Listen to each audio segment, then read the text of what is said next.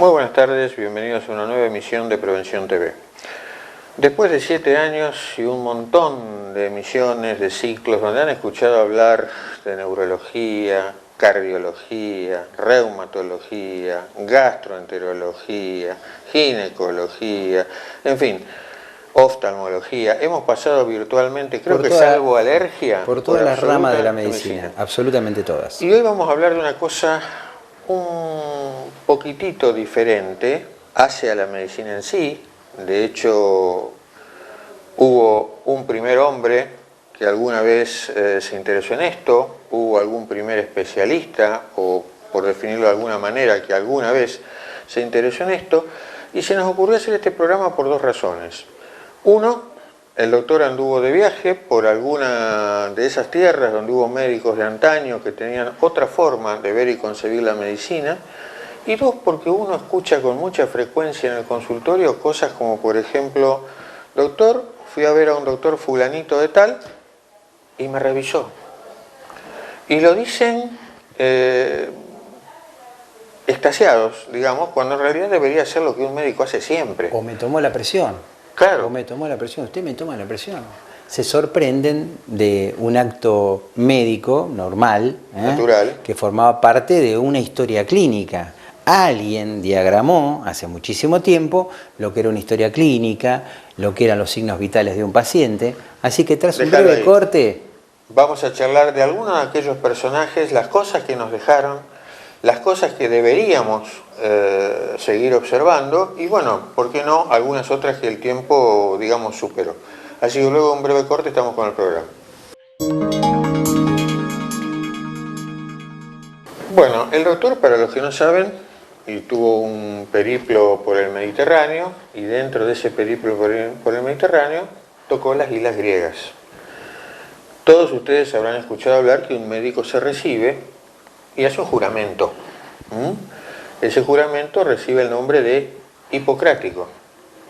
Sería útil saber primero qué dice ese juramento, o si querés después qué dice ese juramento, pero primero podríamos empezar hablando de un tal Hipócrates, ¿te parece bien? Hipócrates.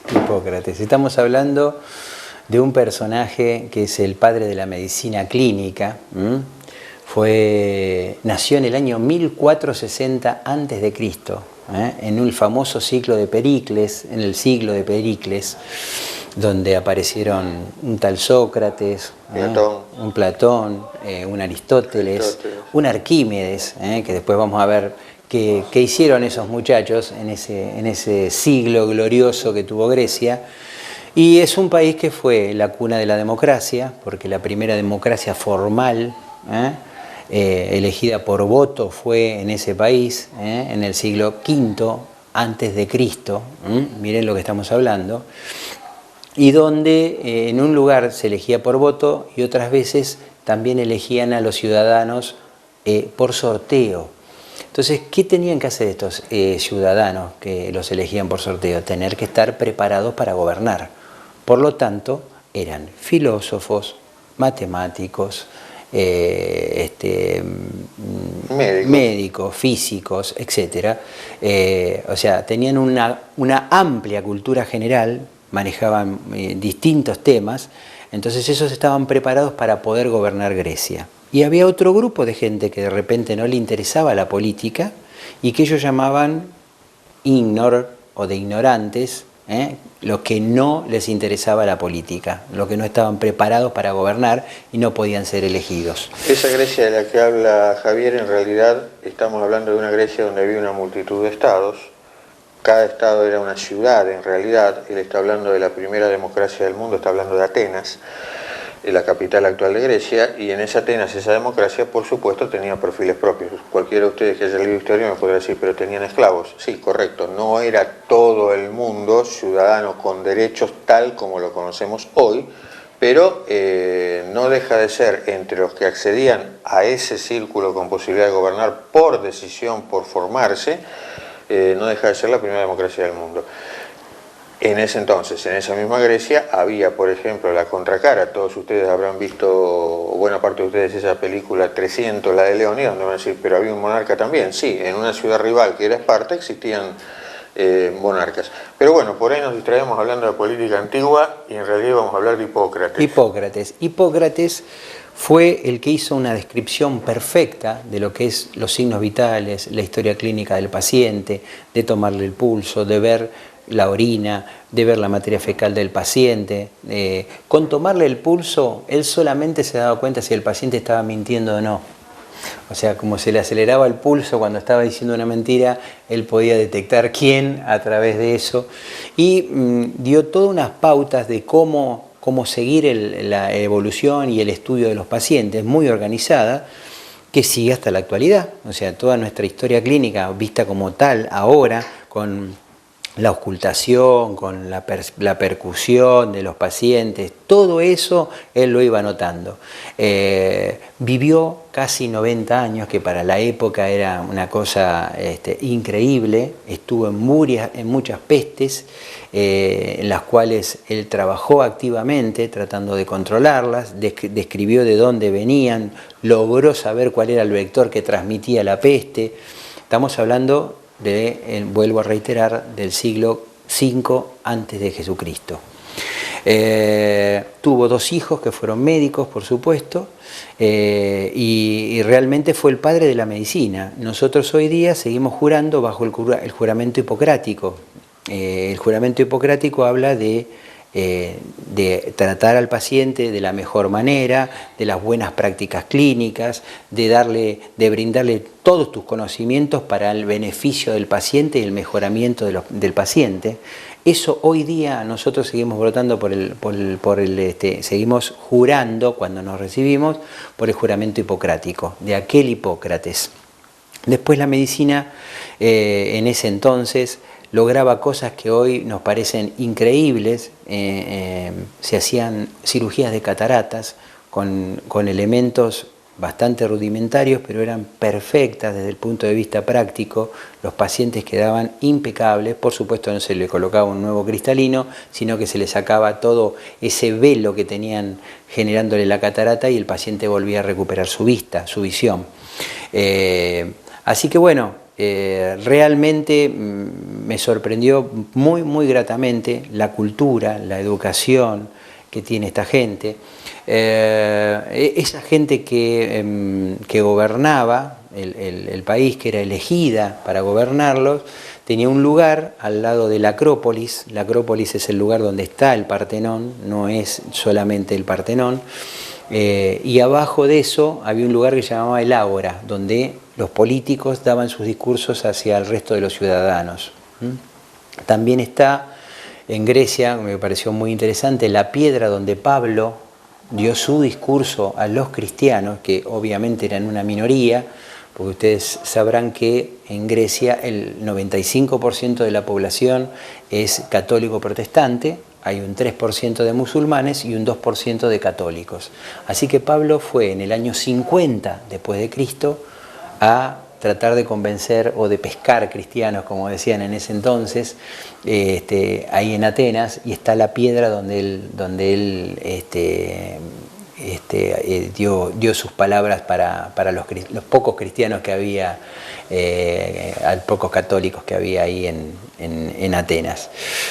Después, caminando por el interior de la Grecia, me encuentro una estatua de un personaje en el cual para las mujeres ha sido trascendente y fundamental, que es el señor Papa Nicolao.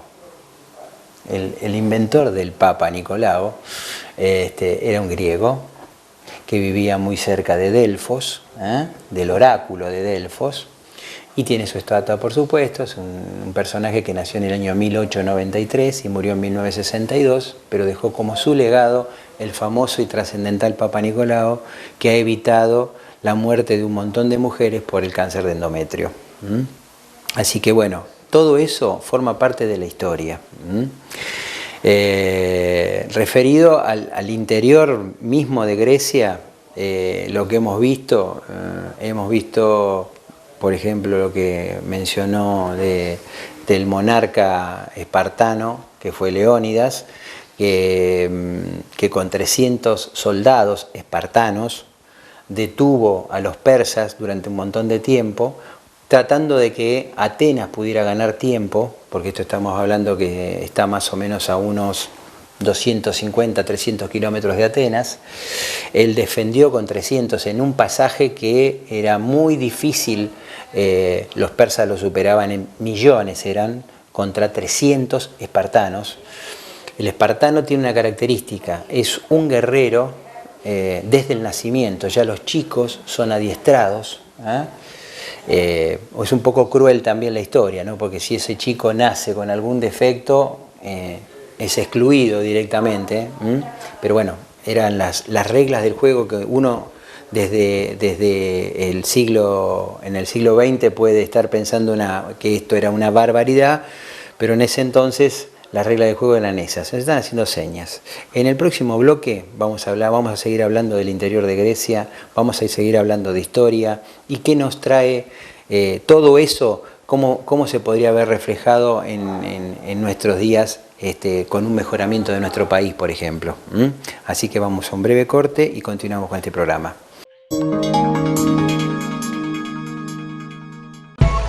Desde que usted contrata una cobertura médica hasta que comienza a utilizarla, todas las empresas son iguales. Después, es mejor que sea el Círculo Médico de Quilmes, quien le ofrece a través de Femeva Salud Quilmes y Emedic una real libre elección del profesional en su consultorio particular y beneficiarse con su aporte de ley.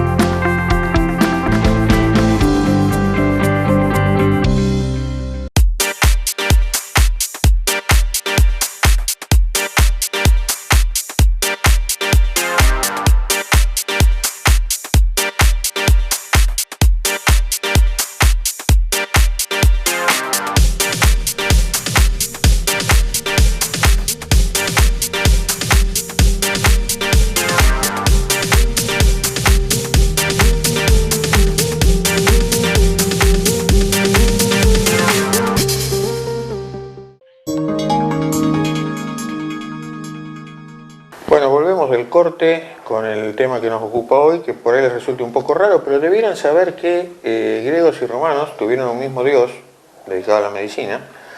Para uno se llamaba Asclepio, para el otro se llamaba Esculapio, el dios era el mismo, pero en definitiva esto demuestra un poquitito el interés que tenían, porque ustedes pueden consultar una multitud de religiones antiguas, no van a encontrar dioses de la medicina. No, en absoluto. En absoluto, salvo ellos. También él habló de San Pablo y seguramente está hablando de los cristianos de Tarso cuando habla de eso. Es interesante saber que en una de las epístolas de San Pablo uno lee por ahí algo así como que la religión y la ciencia no van por caminos diferentes, cosa que sin embargo, con el correr de los años y de los siglos, hubo un cierto oscurantismo y siempre se ha pensado como dos cosas independientes y hasta antagónicas. Digamos, el que cree en una cosa difícilmente cree en la otra y viceversa. Y San Pablo allá por el siglo I después de Cristo veía las cosas de una manera, completamente diferentes. Un tema más respecto de Hipócrates. Ustedes dirán, dijeron de un juramento hipocrático. A lo mejor no tiene mucho sentido para ustedes que uno explique completo un juramento hipocrático, pero Hipócrates tenía algo clarísimo en ese juramento, que nosotros no lo hablamos en griego, no lo decimos en griego, por ahí conocemos la traducción latina, que es aquello del primum non nocere. ¿Y qué es primum non nocere? Porque está en la base de cualquier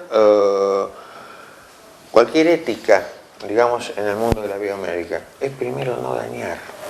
Y eso ya lo decía Hipócrates casi 500 años antes de Cristo. Esa era la reflexión de él en ese mundo filosófico. Muy linda la medicina, muy lindo lo que ustedes tienen por hacer, pero primero, fíjese, no dañar. No hacer daño. Y eso es un lema también dentro de la investigación científica.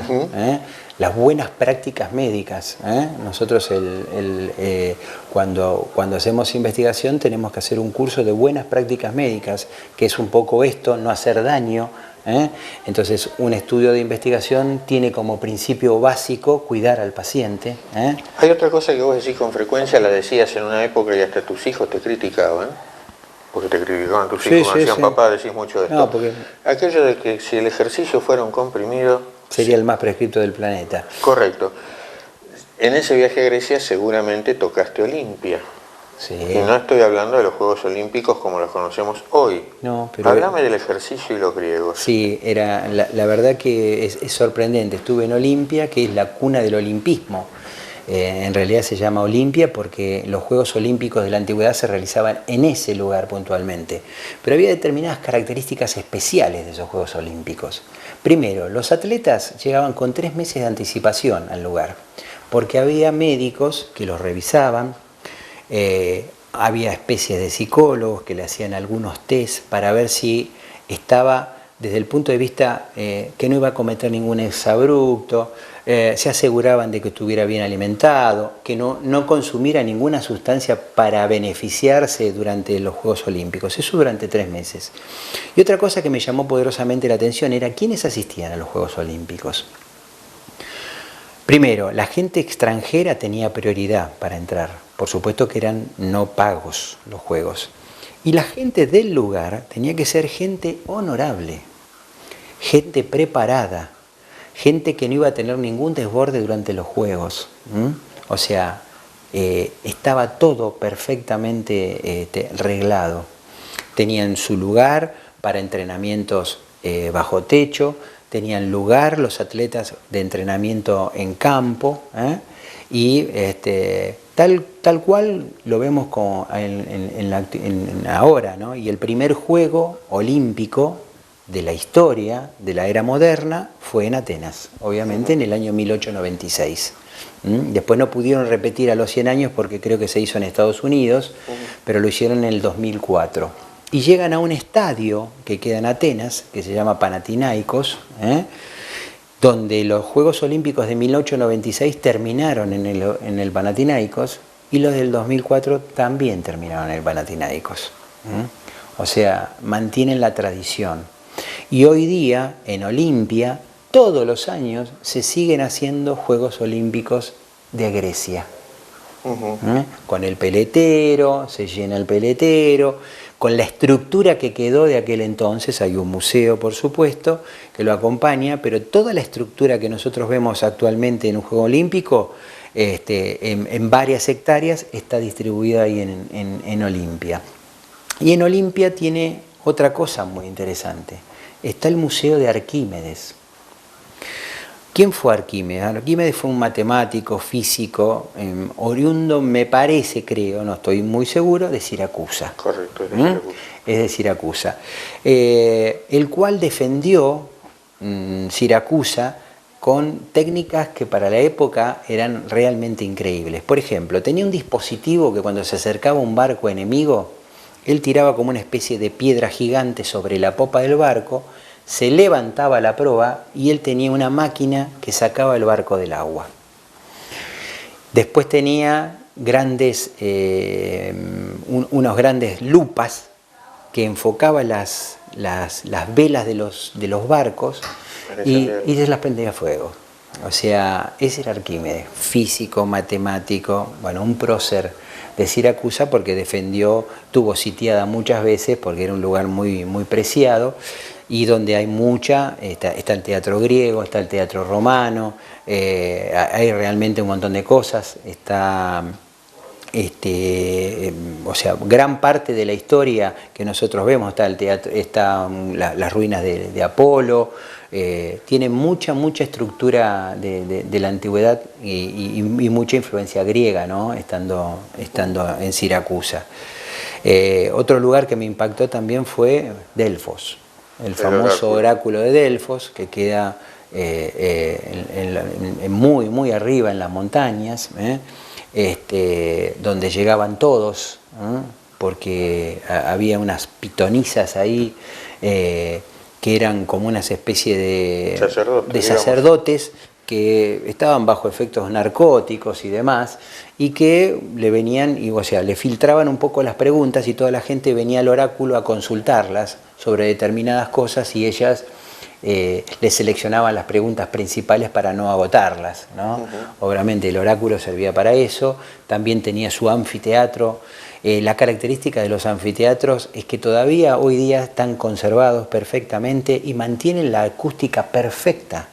Uno está en el centro del teatro y habla y se escucha perfectamente sin un micrófono.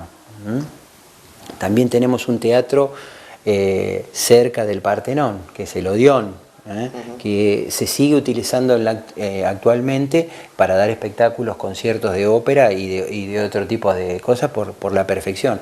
Los tipos tenían en cuenta el agua que pasaba por debajo del teatro, los vientos, para tener la acústica perfecta. Así que todo eso se mantiene y se ve y se siguen haciendo conciertos. Así que, y después como final del interior de Grecia fuimos a un lugar donde ahí tenemos monjes que el lugar se llama Meteora, donde los monjes y monjas de clausura vivían en las cuevas. Después fueron con el tiempo llegando a la montaña, a la parte más alta de la montaña, y ahí realizaron los monasterios, unos monasterios preciosos, que hay que ir con una visita con la autorización de los monjes y de las hermanas. Esta pulsera es de ahí, de las monjas de clausura. La característica parece una pulsera muy simple, pero cada nudito de estos son 9 cruces anudadas y se cierra con una cruz también. Viven de esto, obviamente, esas monjitas, su fuente de ingreso es por ahí la visita turística, hacen unas hermosas piedras también, y bueno, mi esposo se trajo una de ellas con el nombre y todo. Me están haciendo señas. No, pero yo no te voy a dejar terminar el programa sin que aclares algo. Sí. ¿Los griegos son cristianos? Ortodoxos. Muy bien, porque dijiste protestantes. Bueno. El 95% son ortodoxos. Y hay un tema más, yo quería hablar de alguien que lleva, una prepaga en realidad, le copió el nombre a un conocido médico romano de la antigüedad también. Galeno. Bueno, Galeno estuvo en el 200 después de Cristo, y fue el que tomó todo lo que había dejado Hipócrates. O sea, prácticamente durante 600 años la medicina quedó tal cual lo había hecho Hipócrates. No hubo ninguna evolución.